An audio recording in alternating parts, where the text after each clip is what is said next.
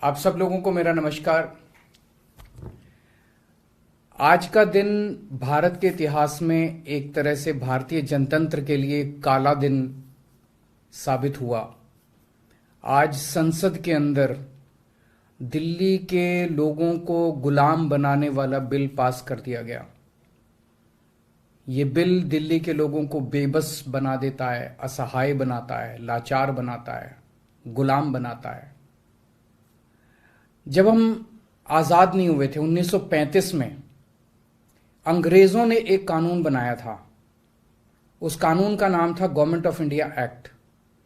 उस कानून में अंग्रेजों ने यह लिखा था कि भारत में चुनाव तो होंगे, लेकिन जो सरकार चुनी जाएगी उसको कोई काम करने की पावर नहीं होगी, काम करने की शक्तियां नहीं होंगी। जब हमारा देश आजाद हुआ तो हमने संविधान बनाया और संविधान में हमने लिखा कि चुनाव होंगे, लोग अपनी सरकार चुनेंगे और जो सरकार चुनेंगे उस सरकार को लोगों के लिए काम करने की सारी शक्तियां होंगी। आज आजादी के 75 साल के बाद प्रधानमंत्री मोदी जी ने दिल्ली के लोगों की आजादी छीन ली। उन्होंने 1935 वाला अंग्रेजों का कानून बनाया है कि दिल्ली के लोग चुनाव तो होंगे, दिल्ली के लोग अपनी सरकार तो चुनेंगे, लेकिन उस सरकार को काम करने की कोई भी शक्ति नहीं होगी। ये कानून आज हमारे देश की संसद ने पास किया है। दिल्ली के लोगों की वोट की अब कोई कीमत नहीं बची है। अब सरकार बनाई, उस सरकार की कोई शक्ति नहीं है।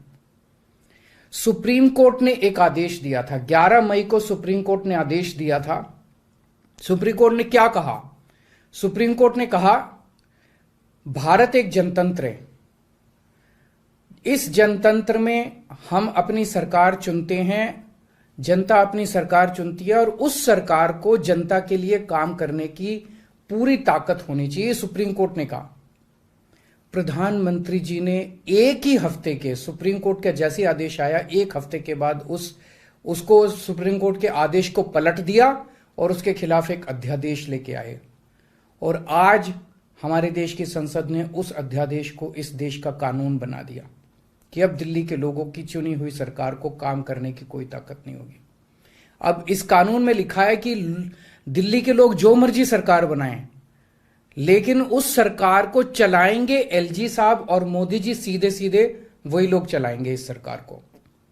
तो इससे साफ जाहिर है कि प्रधानमंत्री मोदी जी कह रहे हैं कि मैं सुप्रीम कोर्ट को भी नहीं मानता। जिस देश के प्रधानमंत्री उस देश की सर्वोच्च अदालत को नहीं मानते, उस देश का क्या भविष्य हो सकता है? सीधे सीधे वो कह रहे हैं सुप्रीम कोर्ट जो मर्जी आदेश पास करे, अगर मुझे सुप्रीम कोर्ट का आदेश पसंद नहीं आया तो मैं उसके खिलाफ कानून बना के सुप्रीम कोर्ट के आदेश को पलट दूंगा। इतना अहंकार हो गया इन लोगों को। इन लोगों ने देखा कि दिल्ली में आम आदमी पार्टी को हराना बहुत मुश्किल है। पिछले 4 चुनाव सीधे सीधे 2013 में, 2015 में, 2020 में और उसके बाद एमसीडी का चुनाव, सीधे सीधे 4 चुनाव बीजेपी आम आदमी पार्टी से दिल्ली में हार गई। दिल्ली के अंदर 25 साल से ज्यादा हो गए अब बीजेपी की सरकार नहीं बनी है। 25 साल से इनको वनवास दिल्ली के लोगों ने दिया हुआ है। तो इनको लगा कि आम आदमी पार्टी को हराना मुश्किल है, तो इन्होंने चोर दरवाजे से, पीछे से चोर दरवाजे से इन्होंने दिल्ली की सत्ता को हथियाने की कोशिश की है। दिल्ली के लोगों ने एक बार आम आदमी पार्टी को 70 में से 67 सीट दी और 3 सीट बीजेपी को दी। दूसरी बार 70 में से 62 सीट दी और 8 सीट बीजेपी को दी। तो एक तरह से दिल्ली की जनता ने चिल्ला चिल्ला के बीजेपी को कहा है कि दिल्ली के अंदर दखलंदाजी मत करना। प्रधानमंत्री जी को साफ साफ शब्दों में दिल्ली के लोगों ने कहा, 7 सीट उनको नेशनल चुनाव में 7 सीट दी और दिल्ली के चुनाव में 3 सीट दी। तो मोदी जी को साफ साफ दिल्ली की जनता ने कहा कि दिल्ली के काम में दखलंदाजी मत करना, आप देश संभालो। लेकिन मोदी जी कहते हैं मैं जनता की बात नहीं मानता। इतना अहंकार हो गया, ना जनता को की बात मानते, ना सुप्रीम कोर्ट की बात मानते। और आपको पता है इस कानून में क्या लिखा है, जो कानून आज पास किया है? इस कानून में लिखा है कि दिल्ली के ऊपर से नीचे A category, B category, C category, D category, जितने दिल्ली सरकार के कर्मचारी हैं, उन सारे कर्मचारियों को के बारे में सारी पॉलिसी केंद्र सरकार बनाएगी। उनकी ट्रांसफर पॉलिसी, कौन अधिकारी, कौन चपरासी क्या काम करेगा, ये देश के प्रधानमंत्री बैठ के दिल्ली सरकार का कौन सा चपरासी क्या काम करेगा, कौन सा चपरासी फाइल उठाएगा, कौन सा चपरासी चाय पिलाएगा, कौन सा चपरासी खाना, ये काम रहेगा प्रधानमंत्री जी को।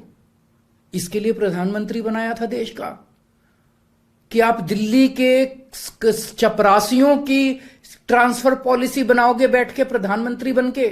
आप केंद्र चलाओ ना, आप दिल्ली के अंदर क्यों दखल अंदाजी कर रहे हो? आपको क्या लगता है ऐसा क्यों कर रहे हैं? वो ऐसा इसलिए कर रहे हैं क्योंकि पिछले 7-8 साल में बिना किसी पावर के भी हम लोगों ने जो काम किए हैं, हमने इतने शानदार स्कूल बनाए, इतने शानदार अस्पताल बनाए, 24 घंटे बिजली कर दी, बिजली फ्री कर दी, पानी घर घर पहुंचा रहे हैं, सड़कें बनाई, इतने सारे काम हम लोगों ने कर दिए। इनसे वो काम नहीं हो रहे। 30-30 साल से गुजरात के अंदर इनकी सरकार है, बेड़ा गर्क है गुजरात का।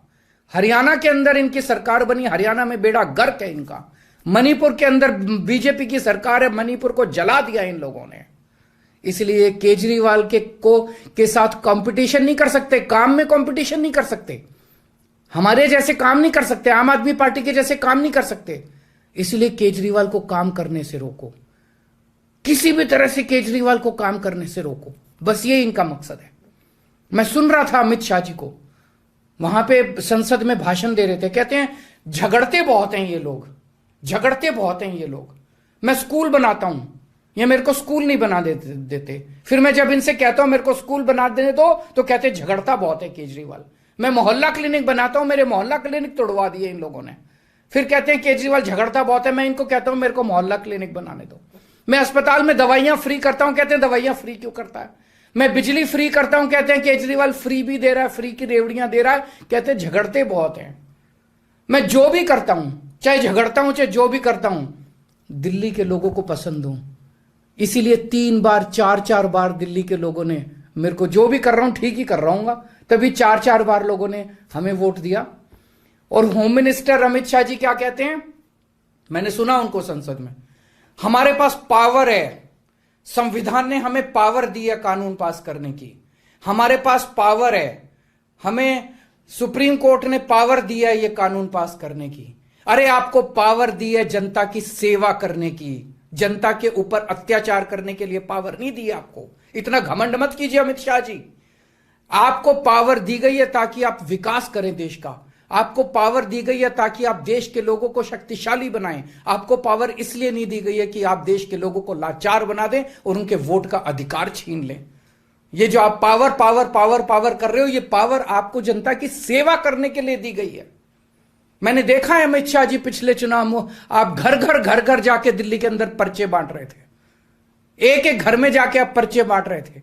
दिल्ली के लोगों ने आपको नकार दिया। अब आप दिल्ली के लोगों को तमाचा मारने आ गए। केजरीवाल से नफरत करते करते इस नफरत में इतने अंधे हो गए कि आपने दिल्ली के लोगों के ऊपर अत्याचार करना चालू कर दिया।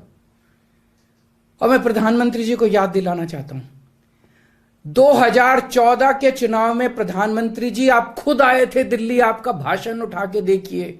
आपने दिल्ली की जनता को प्रॉमिस किया था कि मेरे को प्रधानमंत्री बना दो, मैं अब दिल्ली को पूर्ण राज्य बनाऊंगा।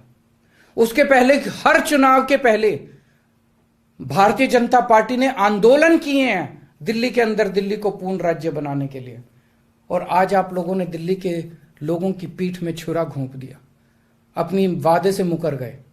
अगर आप ऐसे करोगे फिर प्रधानमंत्री पे कौन यकीन करेगा? आपने खुद बोला था 2014 में कि मैं फुल स्टेटहुड बनाऊंगा, फिर कौन जनता आपके ऊपर यकीन करेगी? 2015 में आपने मेरी शक्तियां छीनी दिल्ली सरकार की, जैसी हमारी सरकार बनी आपने हमारी शक्तियां छीन ली नोटिफिकेशन जारी करके। फिर भी बिना शक्तियों के हमने काम किया और दिल्ली की जनता ने मेरे को 2020 में 62 सीट दे के दिल्ली की जनता ने आम आदमी पार्टी की सरकार बनाई। क्यों? क्योंकि मैं दिल्ली का बेटा हूं और आप दिल्ली के नेता बनना चाहते हो। दिल्ली के लोगों को अपना बेटा पसंद है और दिल्ली के लोगों को आप जैसे नेता नहीं चाहिए।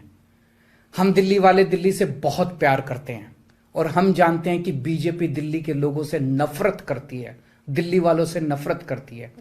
इस बार दिल्ली के लोग बीजेपी को एक भी सीट नहीं देंगे, लोकसभा में एक भी सीट नहीं देंगे। इस पूरे संघर्ष के अंदर बहुत सारी पार्टियों ने, बहुत सारे नेताओं ने दिल्ली के लोगों का साथ दिया। उन सब नेताओं को और उन सब पार्टियों को मैं तहे दिल से दिल्ली के 2 करोड़ लोगों की तरफ से शुक्रिया अदा करता हूं, धन्यवाद बोलता हूं।